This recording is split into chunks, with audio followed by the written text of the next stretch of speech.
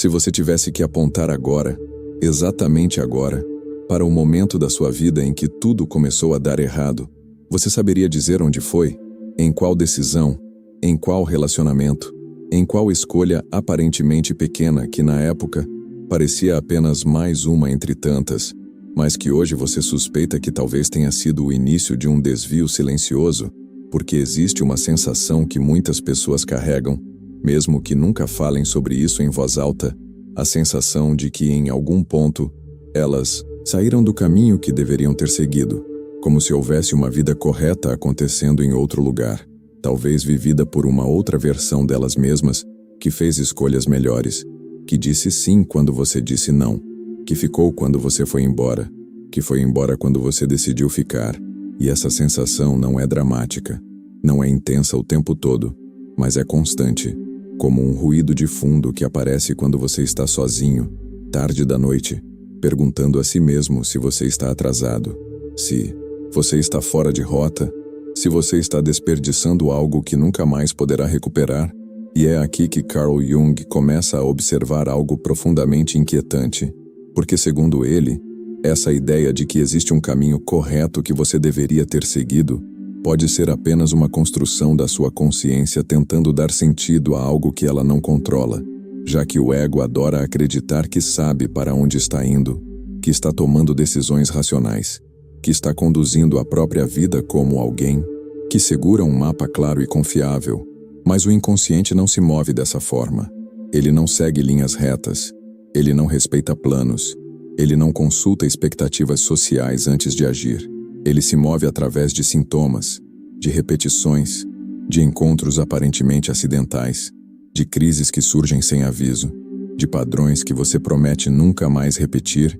e ainda assim repete, como se algo em você estivesse tentando levá-lo para um lugar que sua mente consciente não escolheu. E talvez seja exatamente por isso que quando você olha para trás, mesmo nas fases mais caóticas da sua vida, nas decisões que hoje você considera erros, nas perdas que pareciam completamente sem sentido, existe uma estranha coerência, não uma coerência lógica, mas uma coerência simbólica, como um sonho que enquanto você está dentro dele faz sentido, mesmo que tudo seja absurdo, e só quando você acorda é que começa a questionar. E Jung diria que a sua vida pode estar funcionando exatamente assim, não como uma sequência de escolhas certas ou erradas, mas como um processo no qual aquilo que você chama de desvio pode ter sido o primeiro passo necessário para que partes de você que estavam escondidas pudessem finalmente emergir, mesmo que isso tenha acontecido através da dor,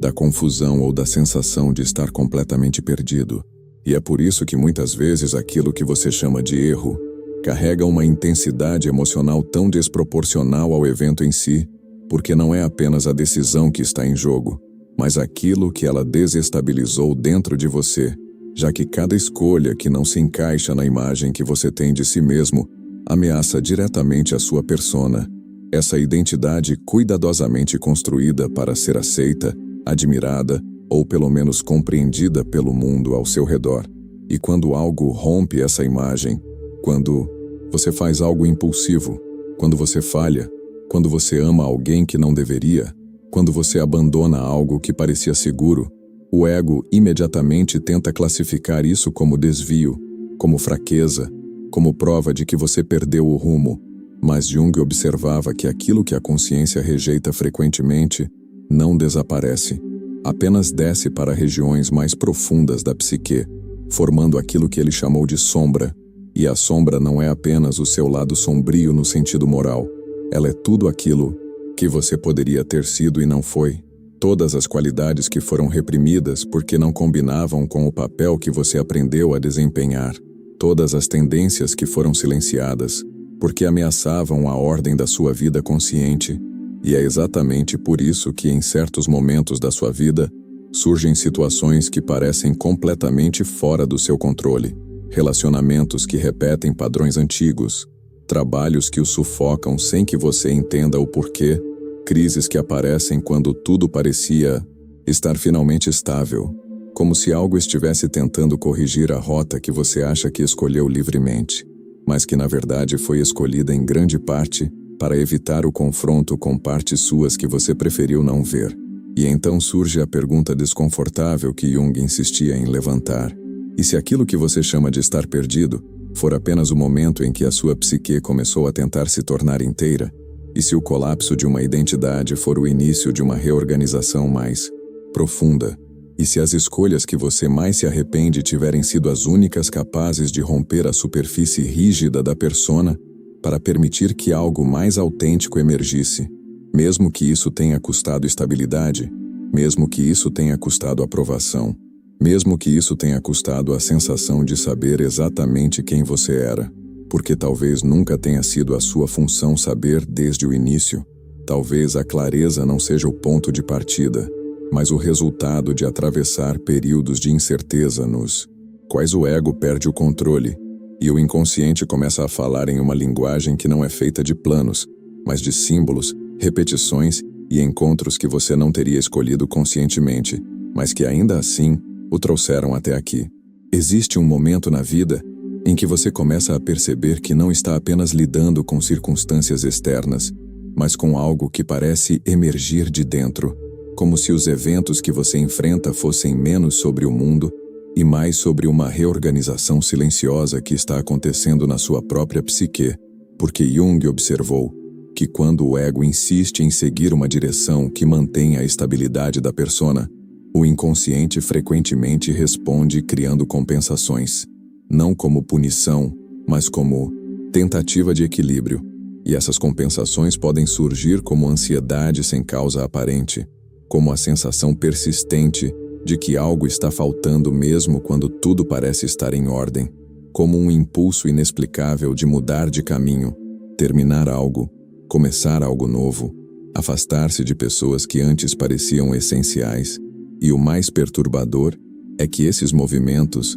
raramente fazem sentido no momento em que acontecem. Eles parecem caóticos, irracionais, até autodestrutivos, como se você estivesse sabotando a própria vida. E talvez você já tenha pensado isso. Talvez você já tenha olhado para trás e se perguntado por que tomou aquela decisão, por que insistiu naquela relação, por que abandonou algo que era considerado seguro, e o ego naturalmente tenta organizar tudo isso dentro de uma narrativa de erro, porque admitir que existe algo em você que está se movendo independentemente da sua vontade consciente ameaça diretamente a ideia de controle que sustenta a identidade. Mas Jung sugeria que aquilo que chamamos de perda de controle pode ser, na verdade, o momento em que o self começa a reorganizar a direção da vida em um nível que a consciência ainda não compreende, e o self não é apenas quem você pensa que é, mas o potencial total daquilo que você pode se tornar, incluindo tudo aquilo que foi excluído, reprimido ou ignorado ao longo dos anos para que você pudesse se adaptar ao mundo. E quando esse potencial começa a pressionar a estrutura atual da sua vida, ele não pede permissão, ele não envia avisos claros, ele apenas se manifesta através de tensões que não podem mais ser ignoradas, através de crises que desestabilizam aquilo que parecia sólido, através de encontros que mudam a direção da sua trajetória de maneiras que você nunca teria planejado. E é nesse ponto que muitas pessoas interpretam o processo como falha, como se estivessem perdendo o rumo, quando na verdade podem estar sendo conduzidas por uma dinâmica mais profunda que não está interessada em manter o conforto da persona, mas em integrar aspectos da sombra que precisam ser reconhecidos para que a psique possa se tornar mais completa. E quando esse movimento começa, ele quase nunca é reconhecido como um avanço, porque o avanço psicológico raramente se parece com progresso externo. Ele se parece com desorganização, com dúvidas que antes não existiam, com o colapso de certezas que você acreditava serem parte essencial de quem você era. E Jung chamava isso de processo de individuação, um processo que não acontece quando tudo está funcionando perfeitamente, mas precisamente quando a estrutura consciente que você construiu começa a se tornar estreita demais para conter aquilo que você realmente é, e então aquilo que estava inconsciente começa a emergir, não de maneira ordenada, mas através de conflitos, de contradições internas, de escolhas que parecem ir contra aquilo que você sempre valorizou,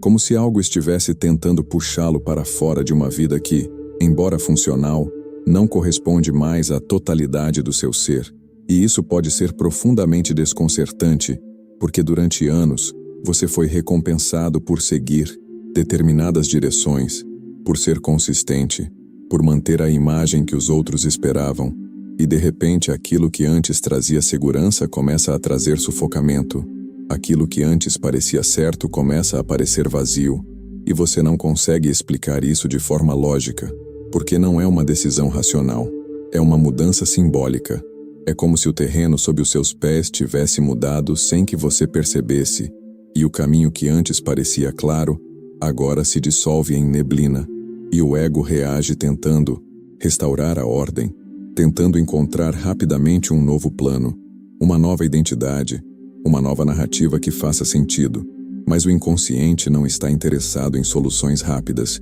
ele está interessado em integração, e integração exige que você atravesse períodos em que não sabe quem está se tornando, períodos em que aquilo que você chama de erro pode ser apenas o abandono de uma identidade que já não serve mais, períodos em que a sensação de estar perdido não é um sinal de que você saiu do caminho, mas de que está deixando para trás uma versão de si mesmo que precisava terminar, para que outra pudesse emergir. E é por isso que Jung afirmava que muitas vezes aquilo que parece ser o fim de algo essencial em você pode ser apenas o fim daquilo que estava impedindo o seu desenvolvimento, mesmo que no momento tudo o que você sinta seja confusão, medo ou a estranha impressão de que a sua vida está se movendo em uma direção que você não teria escolhido conscientemente. Talvez o ponto mais difícil de aceitar em todo esse processo seja que a sua vida não está tentando levá-lo para onde você quer ir, mas para onde você precisa ir. E essa diferença é quase sempre invisível para a mente consciente, porque o ego opera com base em previsibilidade, em objetivos claros, em trajetórias lineares que prometem segurança e reconhecimento, enquanto o inconsciente se move de maneira compensatória, buscando equilíbrio entre aquilo que você expressa e aquilo que permanece oculto. E Jung observava que sempre que uma atitude consciente se torna unilateral demais, sempre que você se identifica excessivamente com um papel, uma função, uma imagem social, ou até mesmo com uma ideia fixa sobre quem você deveria ser, o inconsciente começa a produzir conteúdos que contradizem essa direção, não para sabotar, mas para corrigir, não para destruir, mas para ampliar. E esses conteúdos frequentemente surgem como impulsos que você não entende, como interesses que parecem incompatíveis com a sua identidade atual, como encontros que desestabilizam aquilo que você acreditava ser estável. E se você resistir a esses movimentos, se você insistir em manter a coerência da persona a qualquer custo, a tensão interna tende a aumentar, manifestando-se como ansiedade, como sensação de vazio, como repetição de padrões que você promete abandonar, e ainda assim repete, porque aquilo que não é integrado não desaparece. Ele retorna, e retorna com mais intensidade, até que você seja forçado a reconhecer que talvez o problema não seja o caminho que você tomou, mas a imagem rígida que você tentou manter enquanto caminhava. E é nesse momento que muitas pessoas experimentam aquilo que Jung descreveu como uma crise necessária, uma ruptura na continuidade da identidade que permite que novos aspectos da psique emergam, mesmo que isso aconteça através de perdas, de falhas ou de mudanças inesperadas que você nunca teria escolhido deliberadamente.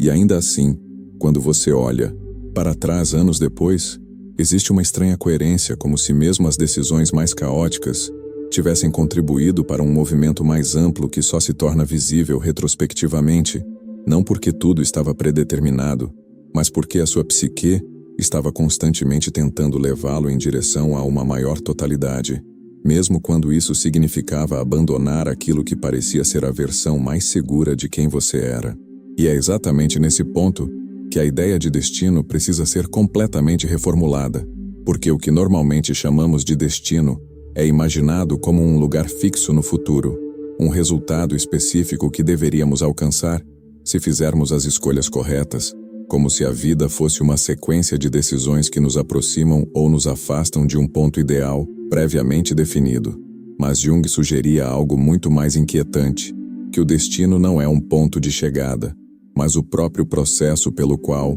você se torna aquilo que sempre esteve em potencial dentro de você. E isso muda tudo, porque significa que o caminho não está lá fora esperando para ser encontrado. Ele está sendo criado à medida que você confronta aquilo que foi reprimido, à medida que você integra aspectos da sombra que foram excluídos para que a persona pudesse existir, à medida que você abandona identidades que já não correspondem à totalidade da sua psique, e esse movimento raramente se parece com avanço no sentido tradicional. Ele se parece com queda, com perda de equilíbrio, com decisões que só fazem sentido depois, e talvez seja por isso que Jung comparava o desenvolvimento psicológico a um processo de diferenciação contínua, no qual cada passo exige que você entre em território desconhecido, não com a garantia de que está indo na direção certa, mas com a disposição de reconhecer que a certeza absoluta é incompatível com o crescimento,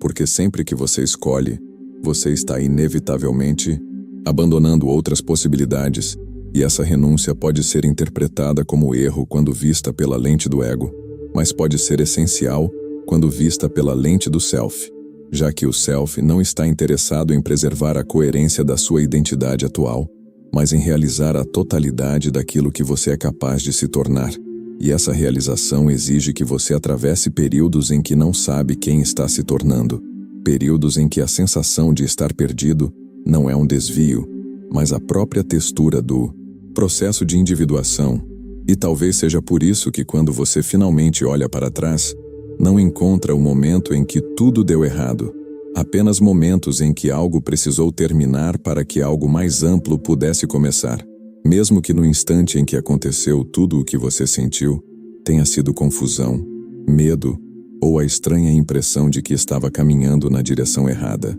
E quando você começa a perceber isso, algo curioso acontece, porque a necessidade urgente de saber se está no caminho certo começa a perder a força que antes tinha sobre você, já que a pergunta em si pode ter sido construída a partir de uma suposição equivocada, a suposição de que existe um trajeto ideal que poderia ter sido seguido se você tivesse sido mais inteligente, mais disciplinado ou mais consciente, quando na verdade Jung observava que a vida psíquica não se desenvolve como um projeto arquitetônico, mas como um organismo vivo que responde continuamente às tensões entre aquilo que você sabe sobre si mesmo e aquilo que permanece inconsciente, e é justamente essa tensão que impulsiona o movimento em direção à individuação, mesmo que esse movimento seja desconfortável, mesmo que ele desorganize a narrativa que você construiu sobre quem você é, porque sempre que um aspecto da sombra é reconhecido e integrado, a identidade anterior precisa ser parcialmente dissolvida, e essa dissolução pode ser interpretada como fracasso quando vista pelo ego, mas pode ser essencial quando vista como um estágio de transformação, já que a psique não está interessada em manter a estabilidade da persona indefinidamente, ela está interessada em ampliar a consciência, em permitir que conteúdos que antes estavam reprimidos possam participar da construção de uma identidade mais completa. E isso raramente acontece de forma linear, acontece através de quedas, de hesitações, de escolhas que parecem contraditórias no momento em que são feitas, mas que retrospectivamente revelam uma coerência que não era visível enquanto você estava dentro do processo, como se a própria vida estivesse respondendo aos seus movimentos, ajustando-se, reorganizando-se, conduzindo não para onde você acreditava que deveria ir, mas para onde aspectos negligenciados de si mesmo poderiam finalmente ser reconhecidos.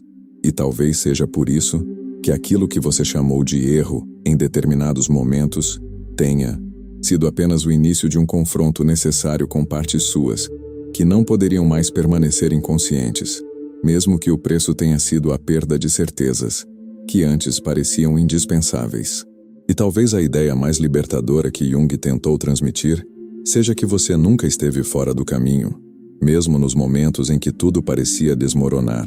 mesmo quando as escolhas que você fez trouxeram dor, ruptura ou a sensação de ter perdido algo que jamais poderia ser recuperado, porque aquilo que o ego interpreta como erro pode ter sido apenas o movimento necessário para que a sua psique abandonasse uma forma antiga e estreita de existir, permitindo que algo mais amplo emergisse, algo que não poderia ter surgido se você tivesse seguido apenas aquilo que parecia lógico, aceitável ou seguro, já que o processo de individuação exige que você atravesse territórios que não estavam no seu mapa consciente, territórios onde a clareza não vem antes do passo, mas depois dele. E isso significa que a sensação de estar perdido pode não ser um sinal de que você saiu do caminho, mas de que está finalmente se afastando de uma identidade que já não corresponde à totalidade de quem você é. E quando você olha para trás, talvez comece a perceber que aquilo que parecia caos carregava uma coerência simbólica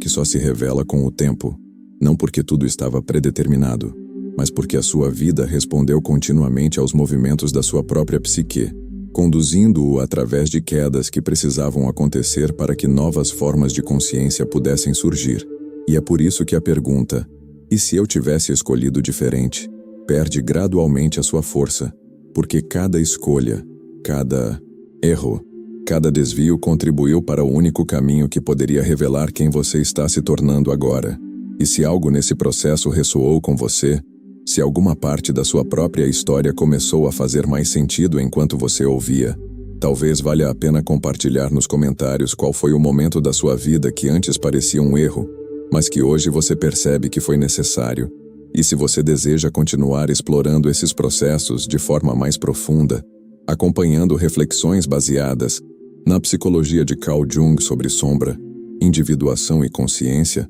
considere se inscrever no canal para que possamos continuar essa jornada juntos.